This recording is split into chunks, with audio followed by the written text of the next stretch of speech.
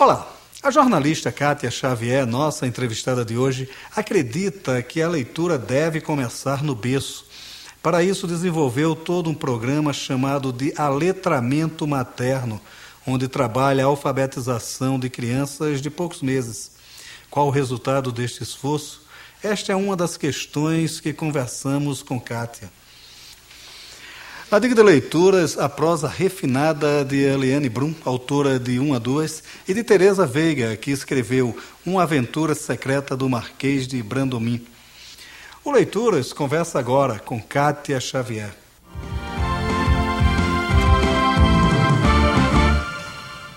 Kátia, bom, aletramento materno, né, que é uma proposta de ensinar os bebês a ler, né, quer dizer, já começar desde cedo o processo de leitura. Como é que funciona o aletramento materno? Como é essa técnica? Enfim, qual é a proposta? Olha, o aletramento materno, a palavra foi criada, né, para determinar exatamente isso. Ir em direção ao letramento, a aproximação do letramento desde bebê. E, se possível, desde recém-nascida. É uma proposta que ela está dentro das possibilidades da criança, de acordo com o ponto de vista do Vygotsky, né? Ele diz que a criança, através do mediador, ela consegue entender uma série de coisas ao longo de um processo, não é imediatamente. Ela tem acesso à escrita, né? A palavras que ela é capaz de reconhecer. A palavra papai, mamãe, vovô, vovó. Ela ouve desde a barriga e ela, se estiver próxima das pessoas, imediatamente ela vai querer, já sai da barriga querendo saber quem é quem. E o aletramento materno também, ele ajuda, né, os pais a entender que isso vai facilitar a criança na escola. E até, de certa forma, levar os pais a começar a participar do mundo da criança de uma maneira que vai ter resultado garantido em relação à leitura. Então, o ato de ler é um aprendizado fácil para o bebê, porque só precisa de visão, audição e um cérebro. E funcionando relativamente bem, porque as crianças com dificuldade, né, com alguma dificuldade de audição, de visão, ou mesmo com lesão cerebral, ela consegue ter um resultado melhor a partir dos brinquedos que a gente tem de leitura.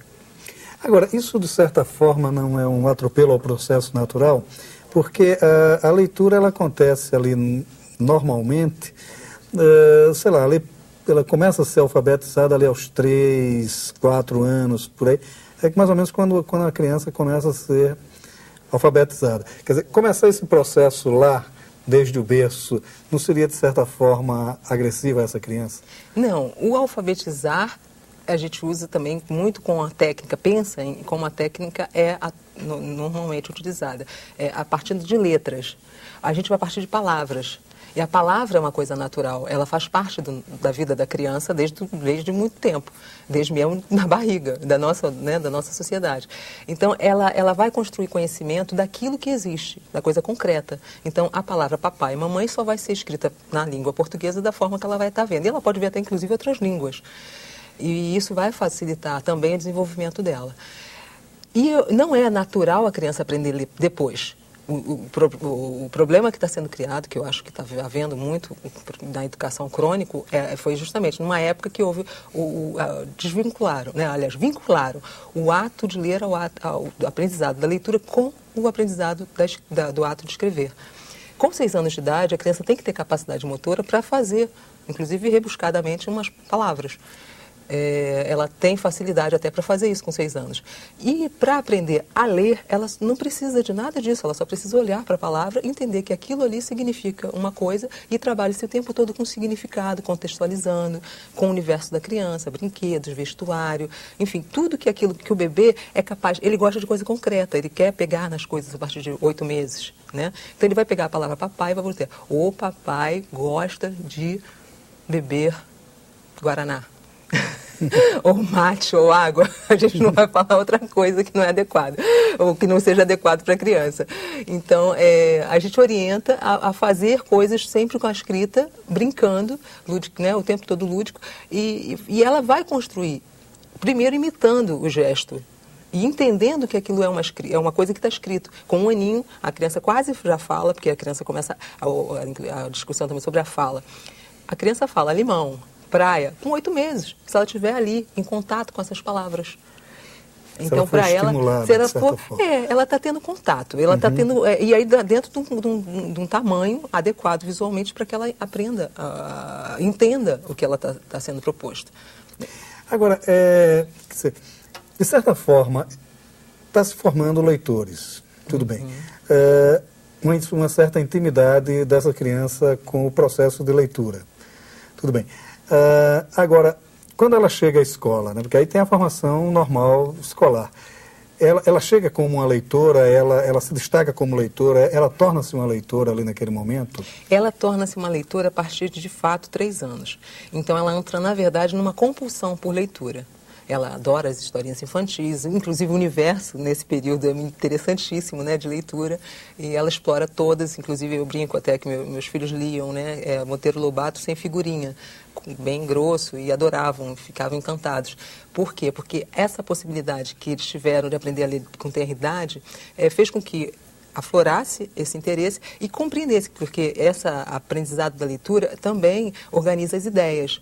A compreensão é maior de tudo. E vai para a escola e torna-se um excelente aluno, normalmente. Ele encontra dificuldade criada pelos adultos e pelos professores inaptos, porque geralmente o discurso dos professores que são muito bons, né, que a gente considera excelentes professores, é de que eles acham muito agradáveis essas crianças, porque eles conseguem compreender com muita facilidade, com muita rapidez. Então, é um estímulo para os professores excelentes, né, ter um aluno que tenha a capacidade de compreender a aula dele. E para os professores que têm uma certa dificuldade até lidar com muitas crianças e administrar a turma, é um problema, acaba sendo um problema, porque ele tem que dar conta dessa criança. Então, o que o aletramento materno também traz consigo é uma proposta para os professores se tornarem também capacitados em vários aspectos necessários e que, autores que a gente tem e especialistas da área de educação que tem todo um Freinet, por exemplo, uma pedagogia, né, adequada para atender a demanda dessas crianças.